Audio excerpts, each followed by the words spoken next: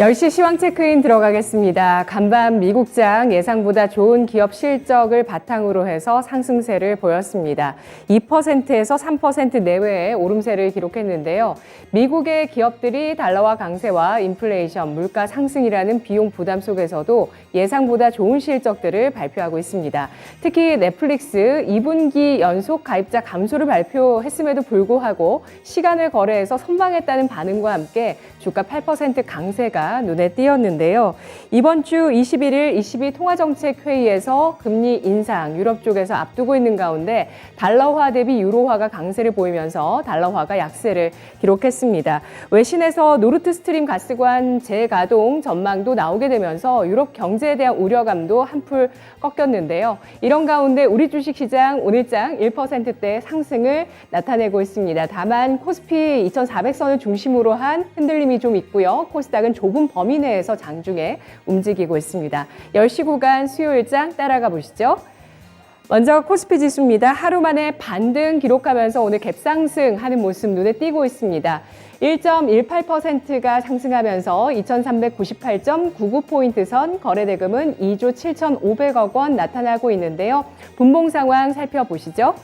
코스피 지수 1.5%가량 상승하면서 2406선에서 출발을 했습니다. 이후에 장중에 2410선까지 상승폭을 키우면서 이 선에 대한 부담감이 드러나고 있는데요. 2400선 10시 구간을 앞두면서 한 차례 깨는 움직임이 나왔고요. 장중 저점을 현재 마련하면서 2398.75포인트 선 27.78포인트의 상승 나타나고 있습니다.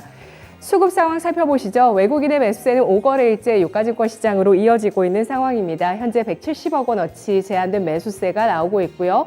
기관 쪽에서 189억 원어치 매도세를 나타내고 있는데요. 기관 5거래일째 매도세를 이어나가고 있는 모습 나타나고 있습니다. 이런 가운데 개인 쪽에서 이틀 연속 순매수를 보여주면서 현재 86억 원어치의 매수세가 나타나고 있는데요. 오늘 외국인 기관 엇갈리고 있는 가운데 IT와 운송장비에 대해서 동반 매도를 하고 있고요. 서비스 업종과 증권업종에 대한 동반 매수세가 눈에 띄고 있습니다. 코스닥 가보시죠. 코스닥 지수 사흘째 상승하고 있습니다. 오늘 코스닥 793선 현재 기록하고 있고요. 1.47%의 상승으로 793.86포인트 선, 거래대금은 2조 7,530억 원 나타나고 있는데요. 분봉 보겠습니다. 코스닥 1.36%가 상승하면서 792선에서 출발을 했고요. 장중에 795선이 고가입니다. 이렇게 3포인트가량의 폭 내에서 좁은 범위에서 코스닥 지수 1%대 상승을 유지하고 있는 모습이고요. 11.46포인트 상승하며 793.8포인트 선 기록하고 있습니다. 수급 상황 살펴보겠습니다. 코스닥에서는 외국인의 매도세가 5거래일째 이어지고 있고요. 3거래일 연속의 상승을 기관 쪽에서 이끌면서 기관 3거래일째 코스닥 주식을 사들이고 있는데요. 외국인은 192억 원어치를 팔고 기관 쪽에서 297억 원어치를 사는 가운데 개인 쪽에서 88억 원어치의 소폭의 매도세가 나오고 있습니다. 오늘장의 특징 첫 번째 살펴보시죠. 비트코인의 바닥론에 대해서 살펴보겠습니다. 한 달여 만에 비트코인의 시세가 3천만 원대를 회복하는 모습입니다. 지난 6월 중순 루나 사태와 비트코인, 가상자산 관련한 업체들의 도산이 이어지면서 가상자산 시장 크게 떨어지며 패닉을 겪었는데요. 이 기간 가상자산 시장의 디레버리징, 부채 감축 현상이 일어났습니다. 버블을 꺼트리고 나서 비트코인이 2,400만 원 선 아래에서 바닥을 형성하고 2,800만 원 선 사이에서 한 달 동안 박스권을 거친 이후에 이 선을 돌파하면서 3천만 원 선을 회복하는 움직임이 나오고 있습니다. 현재도 2% 넘게 상승을 하면서 3,022만 원 선에서 거래가 되고 있고요. 가상자산 시장의 회복세에 대한 기대감에 따라서 가상자산 거래소의 지분을 갖고 있는 종목 등이 상승을 하고 있는데요. 비덴트가 9.7% 오르며 만원선 회복하고 있고요. 우리기술투자가 14.7% 시세 내고 있습니다. 6,400원 선 가까이 오름세 보여주고 있고 위지트와 티사이언티픽이 2%에서 5%가량 상승하고 있습니다. 오늘장의 두 번째 특징은 반도체주입니다. 반도체주가 지난주 삼성전자의 2분기 잠정실적 발표 이후에 호재가 이어지면서 흐름 좋은데요. 주가 상승세가 꾸준하게 이어지고 있습니다. 먼저 정부가 어제 반도체 인재 양성 방안을 발표했습니다. 교수진을 확보한 대학에서는 반도체 관련 학과의 신증서를 통해서 정원을 늘릴 수 있게 하는 등 규제를 해소하면서 향후 10년간 반도체 인재 15만 명을 키우기로 했습니다. 이 같은 인재 육성이 반도체 산업을 키울 것이라는 기대감이 나오면서 반도체주의 주가 상승세가 어제 이어서 오늘까지 전개되고 있는데요. 여기에 미국의 반도체 지원법 통과가 임박했다는 소식도 어제장 그리고 오늘장까지 영향력을 끼치고 있습니다. 표결을 앞두고 있다는 소식을 어제 들으셨을 텐데요. 아직 결과는 좀 나오지 않은 상황이고요. 이전에 추진했던 반도체 육성법보다는 축소됐지만 총 64조 5천억 원 규모의 68조 5천억 원 규모의 보조금과 세제 공제 내용이 포함된 것으로 전해지고 있는 상황입니다. 또 간밤 미국장에서 반도체주의 흐름이 좋았고요. 필라델피아 반도체 지수까지 4%대 상승을 보이면서 반도체주 글로벌적으로 주목을 받고 있는 상황인데요. 다만 우리나라, 미국에서 주도하고 있는 치포 동맹에 중국의 반대에도 불구하고 가입할 것인지에 대한 고민은 남아있는 상황입니다. 삼성전자의 주가 현재 0.5%가 상승하면서 61,200원 선 거래되고 있고요. SK하이닉스 1% 넘는 상승 10만 원 선 그대로 유지하고 있습니다. DB하이텍이 1% 넘게 오르며 45,000원대고요. 제주반도체가 어제에 이어서 오늘장까지 시세가 상당히 주목받고 있죠. 8%의 현재 강세, 프로텍도 7.6% 오늘장 급등하고 있습니다. 가온칩스, 유니셈, 아윈플러스 같은 종목들이 3%에서 5%대로 오름세를 타고 있습니다. 마지막으로 오늘장의 특징, 넷플릭스 관련한 소식에 따른 콘텐츠주의 움직임 짚어보겠습니다. 넷플릭스가 장 마감 이후에 2분기 실적 발표를 했는데요. 역시 이 기업의 실적에 대해서도 시장의 반응은 선방했다는 평가, 주가 급등으로 이어진다는 점 눈에 띄고 있습니다. 2분기 실적 발표에서 97만 명의 가입자 감소가 있었다고 발표했지만 시장의 예상치가 200만 명이었던 만큼 예상보다 감소폭이 크지 않다, 최악은 지나고 있다는 월갈 평가들이 이어지고 있습니다. 시간의 거래에서 주가가 급등세를 보였고요. 이에 따라서 컨텐츠 주식의 상승세 장 초반 눈에 띄었는데요. 스튜디오 드래곤은 8%까지 시세를 내다가 현재는 4.8%의 오름세로 76,400원 선에 거래가 되고 있고요. SBS, CJ ENM 나란히 2% 넘게 상승하고 있습니다. 이상한 변호사 우영우 오늘 방영되죠. 7회차입니다. A스토리의 주가는 현재 0.3% 강보합에 머물러 있고요. 이 밖에 위즈익 스튜디오, 버킷 스튜디오, 쇼박스, 덱스터까지 강보합에서 7%까지 주가 달리고 있습니다. 오늘장 어떻게 봐야 될까요? 신한금융투자 신병재 부지점장 만나보시죠. 안녕하십니까? 네, 안녕하세요. 네, 오늘장 한마디 남겨주시죠. 네, 오늘장 한마디는 나스닥 바닥 확인이라고 이제 말씀드리고 싶습니다. 지금 국내 시장도 2,400포인트 지금 회복하는 모습이고요. 나스닥 지수 자체도 3% 이상, 오랜만에 급등을 하게 되면서 바닥 확인에 대한, 이런 의견들이 좀 더 강해지고 있는 이런 분위기인 것 같습니다.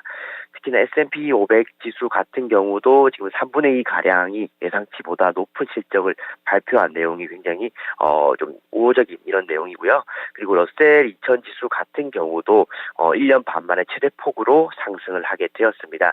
무려 3.5% 정도 상승을 했다라고 이제 보시면 될 것 같고요. 그리고 이제 뭐 현금 보유량 같은 경우도 이제 2001년 이후로 최대치로 이제 또 집계가 되고 있는 점이기 때문에 바닥에 대한 확인만 좀 더 강해진다라면은 현금 보유를 좀 투입할 수 있는 여력이 더 강해지지 않을까라고 생각하고 있습니다.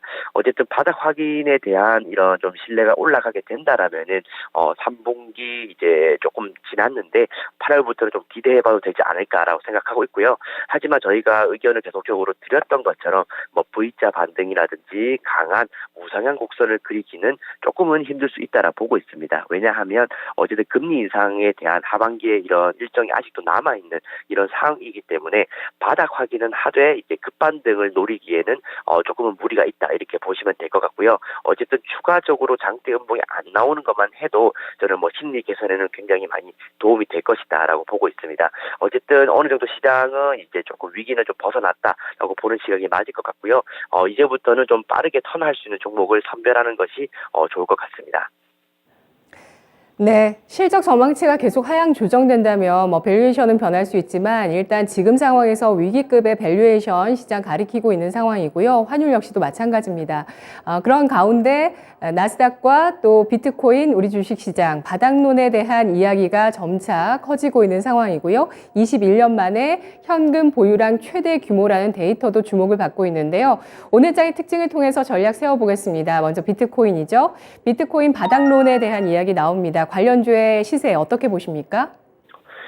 네, 비트코인이 반등을 하면서 한 달 만에 최고가로 이제 상승을 했습니다. 이더리움도 마찬가지로 좀 반등을 좀 강하게 가져가는 모습을 보여주고 있고요. 나머지 알트코인 같은 경우는 좀 변동성이 크지만은 어쨌든 대표적인 비트코인과 이더리움은 안정권에 들어가려는 이런 모습을 좀 보여주는 것 같습니다. 그래서 그러다 보니까 우리 국내 증시와 연관해 우리 기술 투자라든지 비덴트 종목도 오랜만에 반등을 좀 시원하게 내주고 있는 그런 상황이다라 보면 될 것 같고요. 지금 시장에서는 우리 기술 투자가 좀 강하게 움직이고 있는 모습입니다.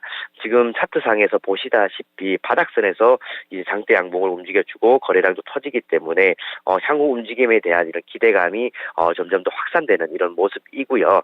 우리 기술 투자 같은 경우도 바닥을 다지는 기간이 굉장히 길었었습니다. 그러다 보니까 이번 반등에 만약 연속성을 가지게 된다라면은 갭을 좀 메워볼 수 있는 그런 상황이지 않나라고 보고 있고요. 하지만 아직까지도 루나나 테라의 이런 관련된 사태가 심리를 완벽하게 회복을 했다라고 말씀드리긴 어려울 것 같아요. 또 한 번의 그런 사태가 이제 좀 더 충격을 주지 않을까라는 우려 섞인 얘기도 좀 있기 때문에 마냥 연속성을 가지면서 반등을 전고점 수준까지 할 것이다. 이런 것은 좀 무리가 있다라고 봐집니다. 그래서 단기 트레이딩용으로 활용하는 것은 찬성이 돼 이것을 홀딩하는 것은 아직까지 좀 더 확인해야 될 작업들이 더 남아 있다라고 보고 있고요. 만약에 고르시게 된다라면은 오늘 반등 강하게 나오는 우리 기술 투자를 이제 좀 대표 종목 대장주로서 여기면서 종목 트레이딩을 하시면 좋을 것 같고 그 외의 종목들은 좀 트레이딩 하기에는 좀 무리가 있지 않겠나라 봅니다. 그래서 종목은 좀 압축하셔서 보시는 시장이 되지 않을까라고 의견 드리겠습니다. 네, 루나 테라발 사태가 아직 완벽하게 봉합됐다고 판단하지 않기 때문에 관련한 종목군들의 대응 전략은 트레이딩에 한해서 가능하다는 의견이었습니다. 우리 기술 투자를 중심으로 종목들 살펴보자는 의견이었고요. 두 번째 특징 보겠습니다. 사실 오늘장 전방위적인 상승이어서 좀 고르기가 어려웠어요.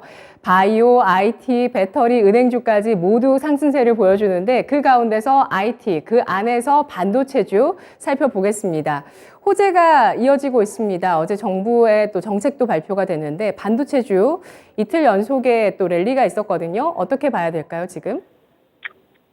네, 지금 미국의 필라델피아 반도체 지수가 4.6% 급등을 했습니다. 그에 따라서 나스닥 지수도 같이 올라간 그런 분위기이고요. 이 필라델피아 반도체 지수에는 우리가 잘 알고 있는 인텔과 AMD 그리고 마이크론, 엔비디아 등이 이제 포함된 이런 지수다라고 보시면 될 것 같습니다. 그리고 국내 같은 경우도 반도체 인재 15만 명 양성 계획을 발표한 것처럼 반도체에 대한 이런 주목도를 좀 확인을 할 수가 있는데요.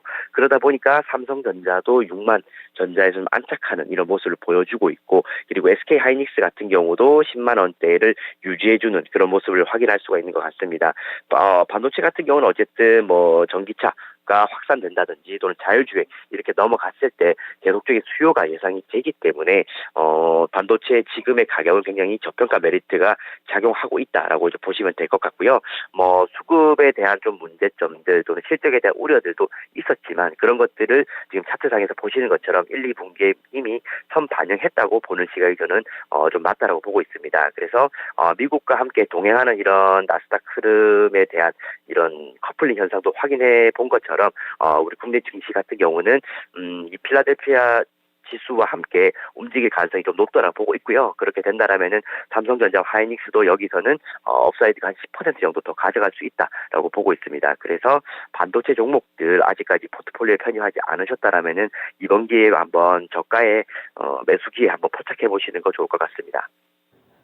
네, 삼성전자, SK하이닉스 여전히 가격 매력 있는 구간에 놓여 있다는 점 주목하고 있습니다. 그리고 우려가 크게 과도하게 반영됐다는 인식이 퍼지고 있습니다. 따라서 삼성전자, SK하이닉스의 주가 하방보다는 우상향의 가능성 더 높게 보셨는데요. 마지막으로 오늘 장에 게임주까지 움직이고요. 성장주, 인플레이션주 할 것 없이 다 움직입니다. 이 가운데서 넷플릭스 실적 발표가 눈에 띄기 때문에 이쪽 섹터를 안 볼 수가 없을 것 같아요. 컨텐츠주 어떻게 판단하시죠? 네, 국내 콘텐츠 종목들 최근에 우영우 같은 작품 덕분에 조금 랠리를 펼쳤던 이런 내용이 좀 있습니다. 그래서 K 콘텐츠가 굉장히 활기를 띠고 있는 이런 상황이고요.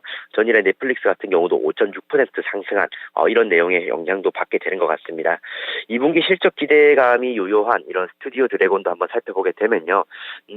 스튜디오 드래곤이 넷플릭스와 이제 매출의 관계로 봤을 때 20% 정도의 이런 비중을 좀 차지하게 되는데 넷플릭스가 하락을 하게 되면서 스튜디오 드래곤도 좀 과도하게 하락한 측면이 좀 많은 것 같습니다. 그래서 2분기 실적이 지금 사상 최대 실적을 예상을 한다는 점에서 봤을 때는 스튜디오 드래곤에 대한 이런 저평가 메리트가 작용하고 있는 그런 시점이다라고 보고 있고요. 그리고 사마넥터스 같은 경우도 콘텐츠 관련해서는 항상 좀 주목을 받게 되는 것 같습니다. 지금 국내 이런 K 콘텐츠 같은 경우는 작품에 대한 이야기가 나오고 인기가 좀 더 커질 때마다 레벨업을 좀 하게 되는 것 같은데요. 최근 들어서 작품 라인업들이 굉장히 좀 다양해지고 있는 점이 저는 굉장히 고무적이다라고 보고 있습니다. 특히나 이렇게 드라마나 영화 라인업뿐만 아니라 이제 웹툰이라든지 웹소설 관련된 것도 유럽 쪽 진출을 많이 하는 걸로 봐서는 이 K 콘텐츠에 대한 기대감이 하반기에는 많이 작용할 가능성이 높다라고 보고 있고 넷플릭스가 추가 하락이 되지 않고 반등 기조로 들어가게 된다라면은 국내 콘텐츠들도 함께 심리적으로 올라갈 가능성이 좀 더 높을 것 같습니다. 그래서 좀 6월까지는 저희가 조금 부정적인 시각 계속 얘기를 했다라면은 지금의 상황에서는 조심스럽게 어느 정도 분할 매수 충분히 가능한 시점이 있지 않겠나라고 의견 드리겠습니다. 네, 컨텐츠주, 실적주, 성장주, 그리고 수출주로 시장에 부각될 수 있다는 의견이었습니다. 하반기에 K컨텐츠의 수출 모멘텀 살아있다는 점 말씀해 주시면서 사막네트워크스와 스튜디오 드래곤 이 두 가지 종목을 꼽아주셨네요. 자, 7월 FMC까지는 관망하겠다는 기조를 이어가십니다. 오늘도 추천주가 없으시네요. 잘 들었습니다. 네, 감사합니다. 고맙습니다. 네, 지금 시장 바닥론이 떠오르고 있습니다. 다만 V자 반등이 어렵다는 그 근거는 바로 긴축입니다. 10시 시황 체크인이었습니다.